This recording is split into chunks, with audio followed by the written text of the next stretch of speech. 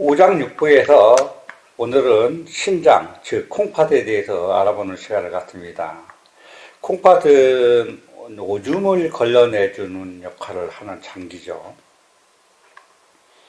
이 콩팥의 위치는 배꼽 뒤편에 등 쪽에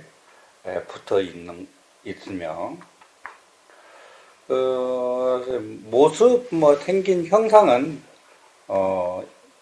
사진으로 볼 수 있겠습니다.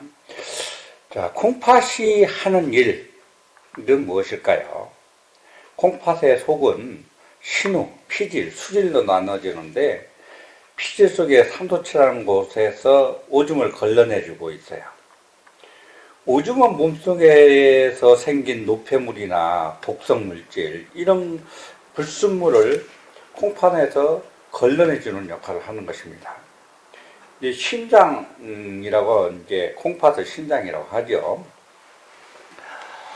콩팥은 몸 안에 수분의 양을 일정하게 조정해주고 또 보존해주는 역할을 하고, 염기, 즉 소금기를 몸 전체에서 골고루 이렇게 퍼지게 보내줘서 산도를 조절하는 역할도 하고, 해서 신장에 병이 생기면 오줌에 즉각 반응이 나타납니다. 온몸에 붓는 증세가 나타난다든가, 또 혈압이 올라간다든가, 오줌 넣을 때 생식기에 통증이 있다든가 하는 것을 알 수 있어요. 한의학에서 보는 신장, 즉 콩팥은 어떤 역할을 하는 것인가? 한의학에서는 오줌을 걸러내주는 역할을 하는데 생명에 출입하는 명문이라고 합니다. 신장에는 사람이 태어나기 전부터 간직하고 있는 원기, 어머니 뱃속에서부터 태속에서부터 원기가 깃들어 있는 것이라고 합니다. 그래서 신장이 하는 일은 첫째는 정을 간직해요. 정은 정력을 말합니다. 정력은 두 가지 뜻이 있는데, 하나는 살아서 움직이는 활동의 정력, 즉 에너지, 이런 걸 얘기하는 것이고, 힘을 말하는 것이죠. 사람의 힘은 신장에 의해서 좌우가 돼요. 사람이 기운이 세고 약하고, 힘이 없는 사람은 기가 약하다 그러죠. 둘째로는 자손을 번성시키는 생식기의 정력도 신장에 달려 있어요. 그러므로 신장에 병이 들면 힘이 없어서 자꾸 눕고 싶고, 그리고 양기 부족이 와서 생식기에 발기부전이 오고요. 또 유정이 생기는 등 그 증세가 따라오게 되죠. 그리고 성장 발육에도 주관을 합니다. 신장의 기는 원기로서 부모로부터 선천적으로 전기를 이어받는 것인데, 모태에 있을 임신기간 중에 성장 발육도 신기의 기초가 되는 겁니다.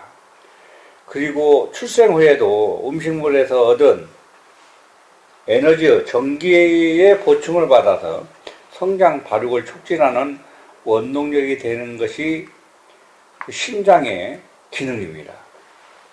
이 신장은 또 명문이라 하는 것인데, 생명이 출입하는 문이라는 뜻입니다.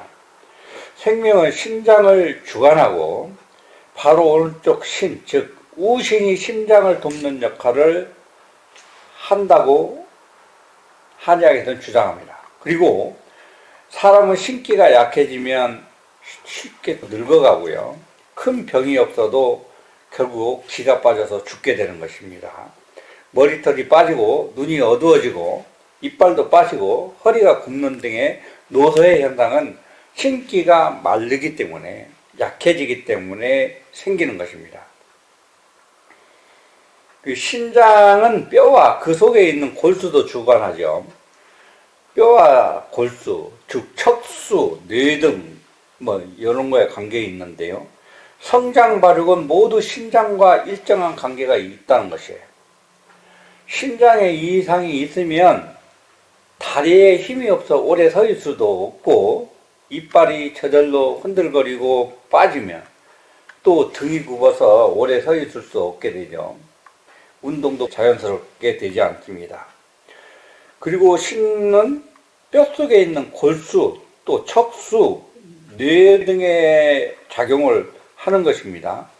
그래서 신기가 활발하면 힘이 넘쳐 흐르고 움직임이 경쾌해지고 명랑해지고요. 두뇌도 맑고 명석해진다고 합니다. 또 신장은 귀와 연결되어 있습니다.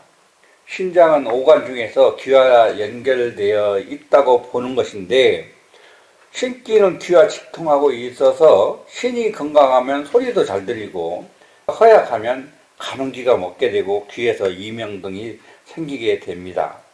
이때는 신기를 좀 보완해주면 증세가 완화된다고 보는 것입니다.